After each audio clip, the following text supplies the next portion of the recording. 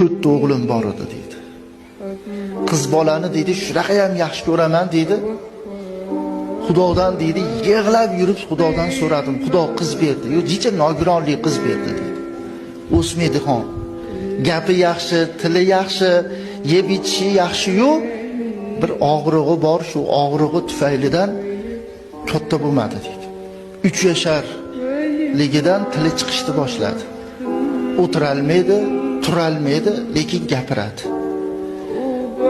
Shu darajadaki mehrini men shunday qiz bolani mehrini dedi domla, shu narsada bildimki dedi, tishi chiqib qichishiyasa, akasi qo'lini nima qilsa tishlaydi, ayasi qo'lini nima qilsa tishlaydi. Dadasi siz ham qo'lingizni qulmaq ko'ringchi desa, qo'limni qilsam menikini tishlamaydi dedi. Keyin e'tibor qilman dedi, yig'lab turgan bo'lsa ham men kirib borsam yig'idan to'xtaydi dedi.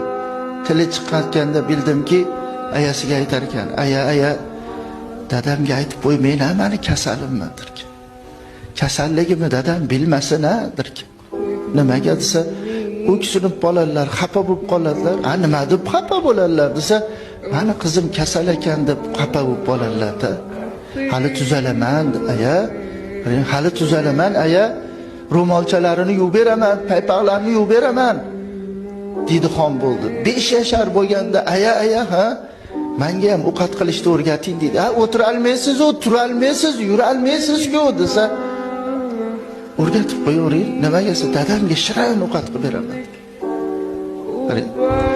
Og'riq dodalodod qilib turgan bo'lsa ham, ayasiga injiqlik qilayotgan bo'lsa ham, og'rig'ini qattig'idan chidolmay turgan bo'lsa ham, shunday kirsam o'zini soqqa savoladi deydi.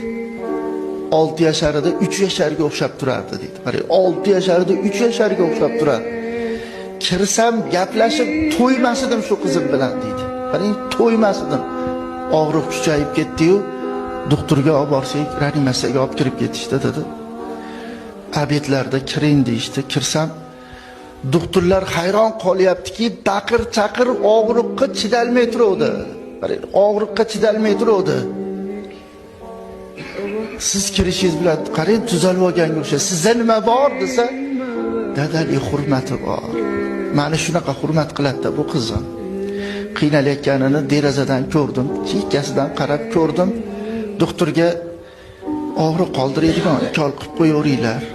Qarang, og'riq qoldiradigan ukol qilinglar. Qiynalayotganini ko'ryapsizlar.